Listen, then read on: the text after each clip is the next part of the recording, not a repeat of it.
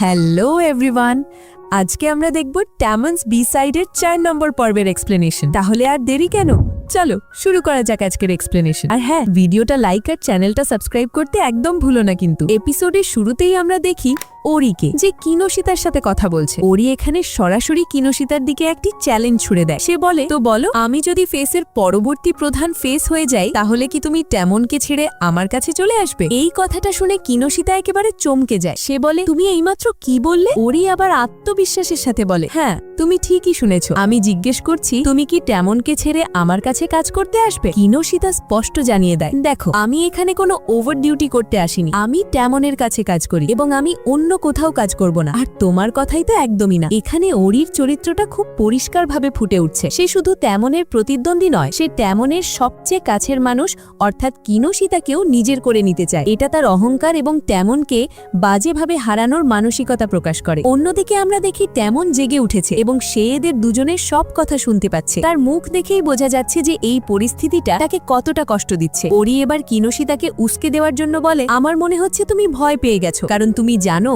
যে তোমার তেমন জিততে পারবে না আর পরবর্তী সেন্টার আমিই হব। এই কথাটা কিনোশিতার আত্মসম্মানে আঘাত করে। তেমনের ওপর তার যে অগাধ বিশ্বাস, সেটাকে কেউ চ্যালেঞ্জ করুক তা সে সহ্য করতে পারে না। তাই সে আর কিছু না ভেবেই ওরির শর্তে রাজি হয়ে যায়। অর্থাৎ যদি ওরি জেতে তাহলে কিনোশিতাকে তেমনের কাজ ঝেড়ে ওরির কাছে যেতে হবে। ওরি সেখান থেকে চলে যাওয়ার পর দৃশ্য বদলায়। এখন ঘরে শুধু তেমন আর কিনোশিতা আছে। কিনোশিতা হুট করে এমন একটা সিদ্ধান্ত নেওয়ার জন্য তেমনের কাছে বারবার ক্ষমা চাইতে থাকে। সে বুঝতে পারছিল যে তার হয়তো এতটা আবেগপ্রবণ হওয়া উচিত হয়নি, কিন্তু তেমন তখন নিজের ভাবনায় ডুবেছিল। তার মুখ দেখেই বোঝা যাচ্ছিল যে সে কতটা ভেঙে পড়েছে। সে ভাবছিল যে তার জন্যই কিনোশিতাকে আজ এই কঠিন শর্তের মুখোমুখি হতে হলো। সে খুব আস্তে করে কিনোশিতাকে জিজ্ঞেস করে, তুমি আমাকে ছেড়ে যাবে না তো? এই প্রশ্নটা শুনে কিনোশিতার মন খারাপ হয়ে যায়। সে তেমনকে ভরসা দিয়ে বলে, আমি কোথাও যাচ্ছি না, তাছাড়া ফুজিতো-সান আমাকে তোমার যত্ন নেওয়ার জন্য বলেছেন, তাই আমি তোমাকে ছেড়ে কোথাও যাব না। তেমন তার কথাগুলো মন দিয়ে শোনে আর বলে, এতে তোমার কোনো দোষ নেই, সব দোষ আমার। আমি যদি এমন না হতাম তাহলে তোমাকে কখনো এই সিদ্ধান্তটা নিতেই হতো না। এরপর কিনোশিতা তেমনের জন্য বার্লি চা নিয়ে আসে। চা খেতে খেতে তেমন নিজের মনের কথা বলতে শুরু করে। সে বলে, জানো আমি ছোটবেলা থেকেই আইডলদের দেখে বড় হয়েছি। আমার মাথায় সব সময় শুধু তাদের কথাই ঘোরে। মাঝে মাঝে আমি ভাবি, আমি কি সত্যিই আমার ফ্যানদের ভালোবাসি? কিন্তু সত্যি বলতে আমি তো ভালোবাসার অনুভূতিটাই কখনো পাইনি। আমি কখনো কারো প্রেমেও পড়িনি। তুমি কি জানো এই ভালোবাসা জিনিসটা আসলে কি? এই প্রশ্নটা শুনে কিনোশিতা একটু অবাক হয়। সে উত্তর দেয়, হ্যাঁ আমি ভালোবাসি, শুধু তোমাকে, কিন্তু একজন ফ্যান হিসাবে। এর বাইরে আমি কখনো কিছু ভাবিনি। এটা একটা অন্য ধরনের ভালোবাসা। তুমি ঠিক কোন ধরনের ভালোবাসার কথা বলছো তা আমি জানি না। তেমন তখন হঠাৎ করেই বলে, আচ্ছা ওসব ছাড়ো, তুমি কি আমার সাথে ফেস্টিভ্যালে যাবে? কিনোশিতা চৌকে গিয়ে বলে, ফেস্টিভ্যালে? কিন্তু হঠাৎ করে কেন? সে মনে মনে ভাবতে থাকে যে তেমন তাকে ফেস্টিভ্যালে নিয়ে গিয়ে কি করতে চায়। তেমন উত্তর দেয়, আমি ওখানে গিয়ে খুঁজতে চাই যে ভালোবাসা আসলে কি। আমি দেখতে চাই কিভাবে দুটো মানুষ একে অপরের সাথে মেশে আর তাদের মধ্যে ভালোবাসা হয়ে যায়।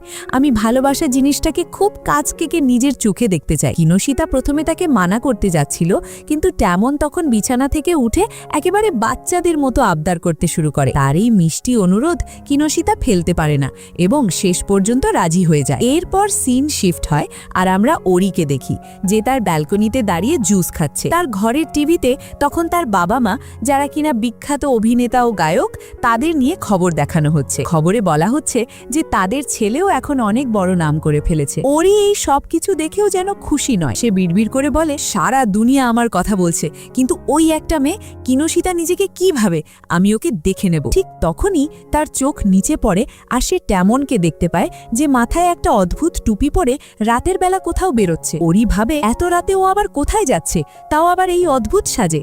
সে বুঝতে পারে যে কিছু একটা ব্যাপার আছে আর সে তাদের পিছু নেওয়ার সিদ্ধান্ত নেয়। এরপর সিন ফেস্টিভ্যালে চলে আসে। চারিদিকে প্রচুর মানুষের ভিড়, সবাই ফেস্টিভ্যালের আনন্দে মেতে আছে। আমরা দেখি কিনোশিতা সেখানে তেমনের জন্য অপেক্ষা করছে। সে মনে মনে প্রতিজ্ঞা করে যে সে তেমনকে ভালোবাসা খুঁজে পেতে সব রকমভাবে সাহায্য করবে। ঠিক তখনই তেমন সেখানে আসে, কিন্তু একেবারে অন্য রূপে।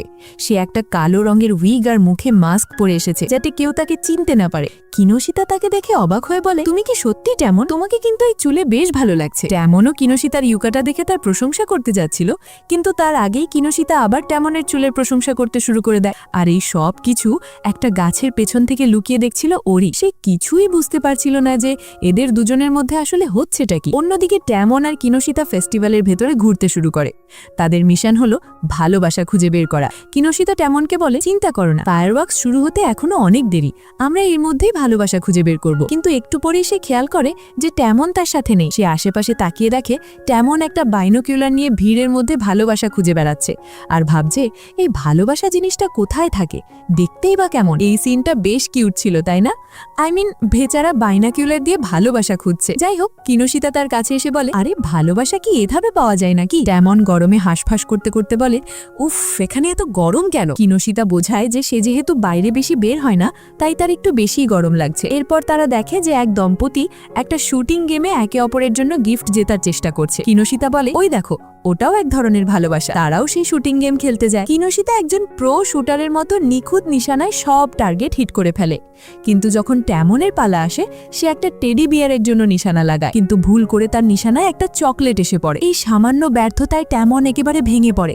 সে এক কোনায় গিয়ে বসে কাঁদতে শুরু করে আর বলতে থাকে, আমি কোনো কাজের না, আমার দ্বারা কিচ্ছু হবে না, আমি এখানে ভালোবাসা খুঁজতে এসেছিলাম আর আমার দ্বারা একটা সামান্য নিশানা লাগানো হলো না, আমি কতটা অপদার্থ। এই দৃশ্যটা তেমনের চরিত্রের একটা গভীর দিক তুলে ধরে।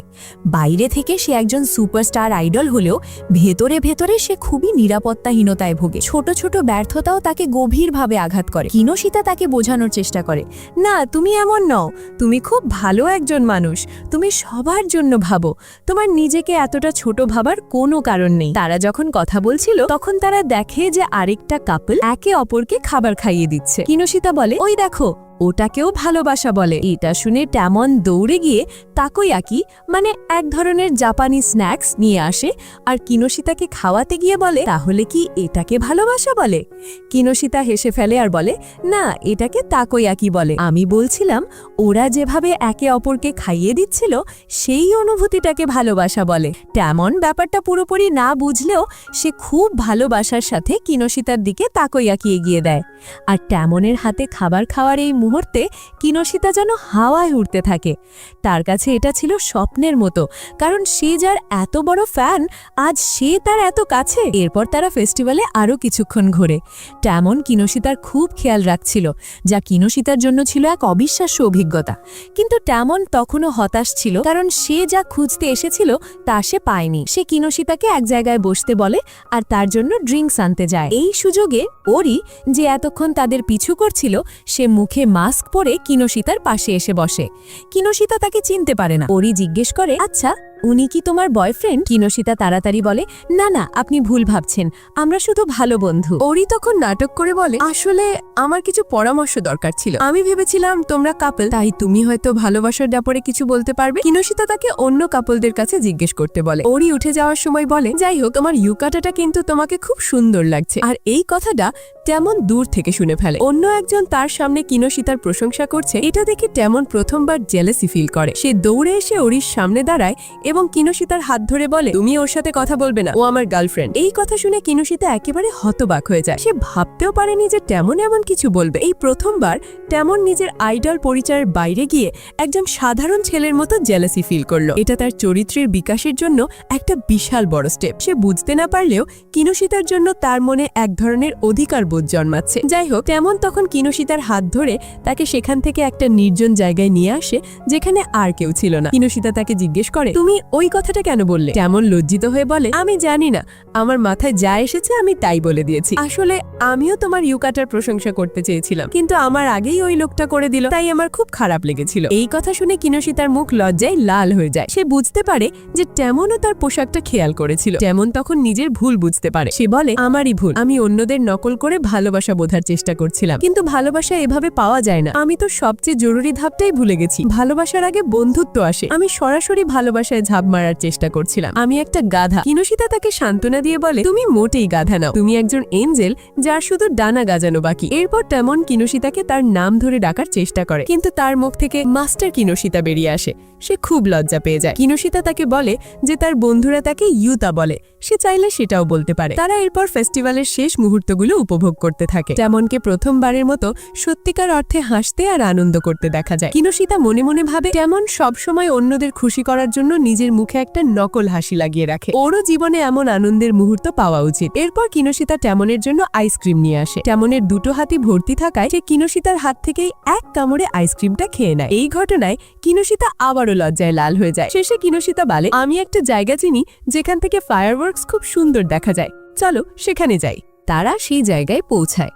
জায়গাটা একদম ফাঁকা। ফায়ারওয়ার্কস শুরু হওয়ার আগে তেমন আবার কিনোশিতাকে জিজ্ঞেস করে, তোমার কি মনে হয় ভালোবাসা কি? কিনোশিতা উত্তর দেয়, আমার মতে ভালোবাসা হলো যখন তুমি কারোর জন্য সত্যিই কেয়ার করো, তার কোনটা ভালো লাগে কোনটা খারাপ লাগে সবকিছু তোমার জানা থাকে, তুমি তার কতটা খেয়াল রাখো সেটাই ভালোবাসা। ঠিক তখনই আকাশে ফায়ারওয়ার্কস শুরু হয়ে যায়। চারদিক আলোতে ভরে ওঠে। কিন্তু তেমন তখন ফায়ারওয়ার্কসের দিকে না তাকিয়ে কিনোশিতার দিকে তাকিয়েছিল। কিনোশিতার বলা কথাগুলো তার মাথায় ঘুরছিল। তার মনে পড়তে থাকে সেই সব মুহূর্ত যখন সে কিনোশিতার যত্ন নিয়েছে, তার পছন্দের অপছন্দের কথা মনে রেখেছে। এই মুহূর্তে তেমন অবশেষে বুঝতে পারে যে ভালোবাসা কোনো খুঁজে পাওয়ার জিনিস নয়, এটা একটা অনুভূতি। সে এতদিন যা খুঁজছিল সেই অনুভূতির বীজ হয়তো তার নিজের মধ্যেই জন্মাতে শুরু করেছে কিনোশিতার জন্য। সে কিনোশিতার খুব কাছে এসে তার দিকে তাকিয়ে একটা নতুন নাম দেয়, উতাচান। এটা একটা খুব মিষ্টি ডাকনাম, যা শুনে কিনোশিতা খুব খুশি হয়। ফেস্টিভ্যালের সুন্দর মুহূর্তের পর দৃশ্য হঠাৎ করে বদলে যায়। আমরা দেখি রেসের দ্বিতীয় রাউন্ডের কম্পিটিশন শুরু হয়েছে, যেটা হলো একটা সুইমিং রেস, এবং আমরা দেখি তেমন সেই রেস জিতে গেছে। ক্যামেরা কিনোশিতার দিকে যায়, যে তার বন্ধুদের সাথে বসে এসব দেখছে আর অবাক হয়ে ভাবছে, কিন্তু